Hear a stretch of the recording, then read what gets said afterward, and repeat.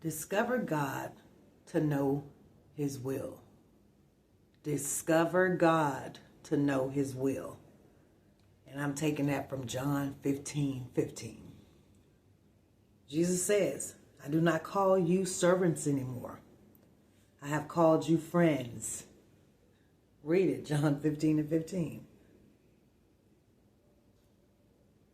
I know I'm saved because I've trusted Jesus. I'm not earning my salvation. I'm now a friend. If I'm a friend, I know my master's business. And he will tell me everything that I need to know. I've made known to you everything I have heard from my Father. Read it. John 15:15. Why do we so often pray? Why when we pray, we have prayers like, Lord, what is your will? Is it a right turn or is it a left turn? Do I speak or do I remain silent? Is it do this or do that? Lord, is it the car or the job? I mean, if we are supposed to know the Father's business, why are we so confused about so many things? Why? We have incorrectly defined the Father's business as what we do instead of who we are.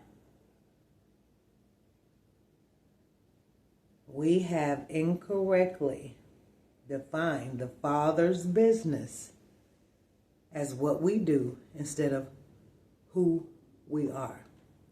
And the primary question is, who are we? Who are we? We're children of God. What are we supposed to do?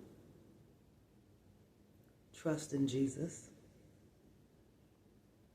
This is the business of God.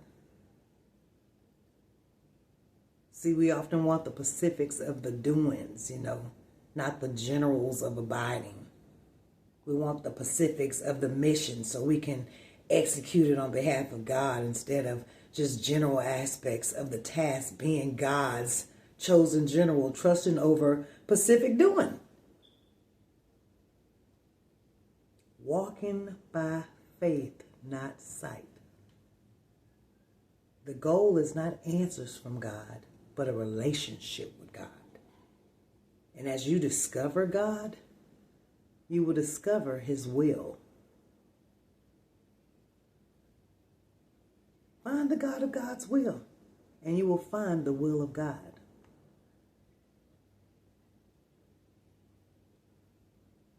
So if you know the Father's business of resting in him, then you will know who you are.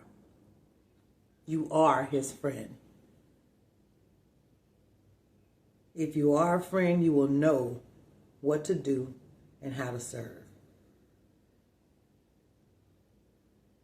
If you're only about what to do, you may begin to think, God, you owe me something.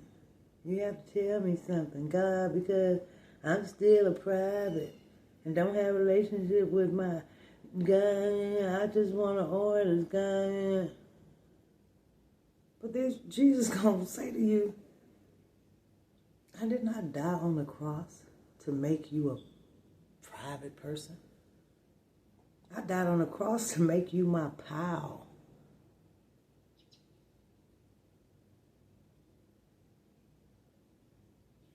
And he's calling us his friend. When you get to know Jesus, you will know who you are in him. And then you will automatically know what to do. Because he's in you. You're doing his will. You're going to know what to do.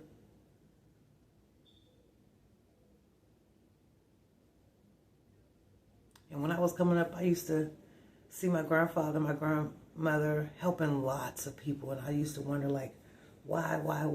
And she used to explain it. I just never got it until I just saw the need until I experienced some of those things. And God does place it on your heart. Have you just had somebody just on your mind and you just couldn't shake them off your mind? Start following that. You ever walking or you just got paid and you got a little change and somebody just happened to come across and I can buy me a 6-pack with that. Give it to them and see what God blesses you with. See, the world don't want to give. They just want to take. But only if they discover God to know his will. Everybody wants to be a taker. No one wants to be a giver. There's few givers in this world, but it's so many takers.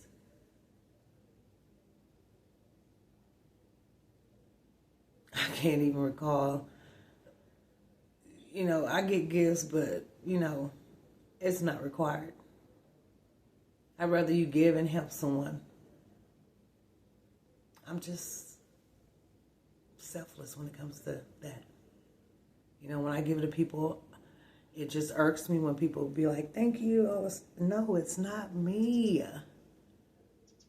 I didn't do it. I don't want to give you nothing. Trust me. But when we discover God, when we discover him, we do know what his will is, and we become his friend, and we get the business done.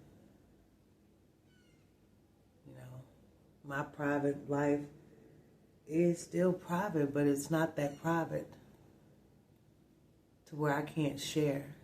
Like I'm not ashamed of all that I've been through. I used to be. But when you discover God,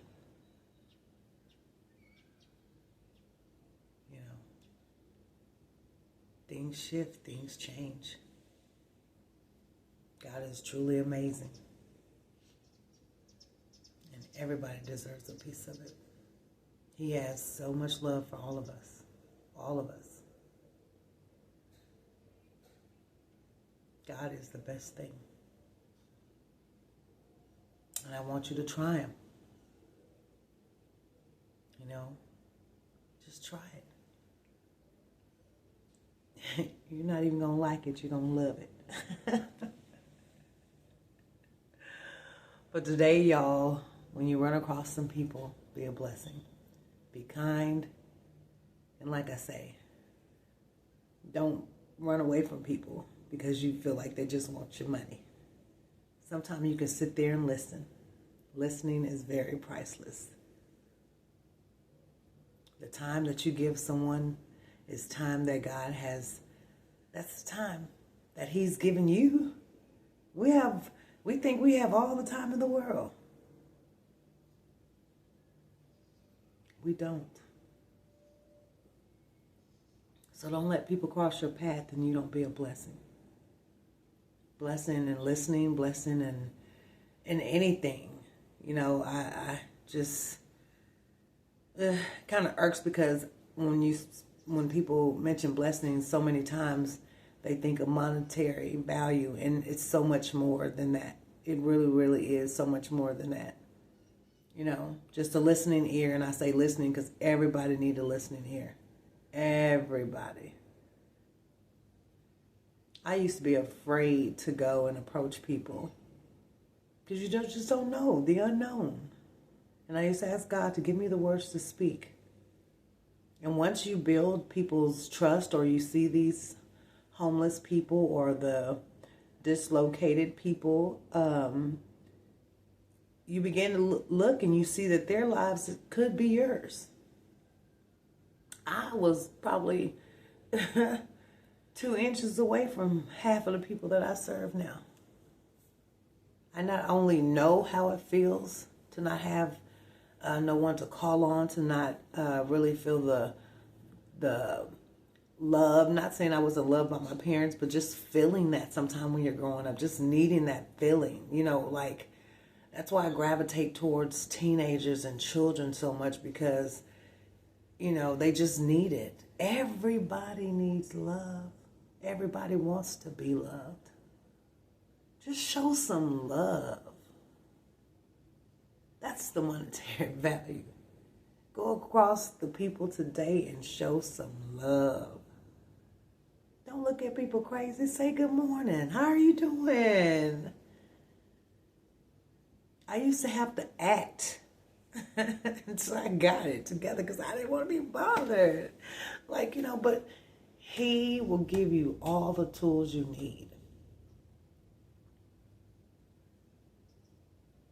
Introverted. What?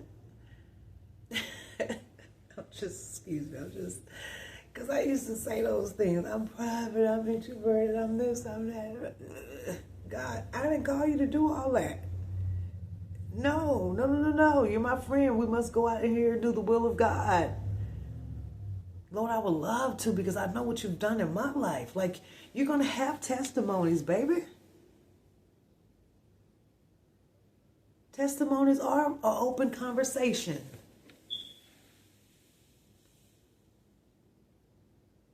Place it on them. Once they hear it, they can't erase it. That's what I tell myself all the time. Even y'all that are listening to me now, once you hear me, you cannot erase it. You're going to capture something out of what I said. And I take it as not as a joking matter, but I just be myself because why be so uptight when we're talking about God? Everybody don't want no uptight ass person coming up to them. Loosen up. Act like you know what life is all about. Be real. Don't come to me with that old stiff talking shit. I don't want to hear it. I'm going through problems. Man, please. Then sometimes when you act like that, then them people come to you, you got $1 or $2. But what you're saying, do you have $1 or $2? Because they don't want to hear it. But if you go up to them with some real life 100% stuff, you can introduce Jesus right there in those conversations. And I've seen lots to get off their feet, to get off the streets, to struggle to make it, get a job. I tell people it don't matter where you work, just work. You want to work? Yeah. Get something to do. God didn't say for us to be abused and used by the people, but also he blesses us to be a blessing. And that's what I need you to do today. Just be a blessing. Be a blessing, show kindness, and have mercy on people. God has mercy on us all the time. But until we meet again, y'all stay blessed. Bye-bye.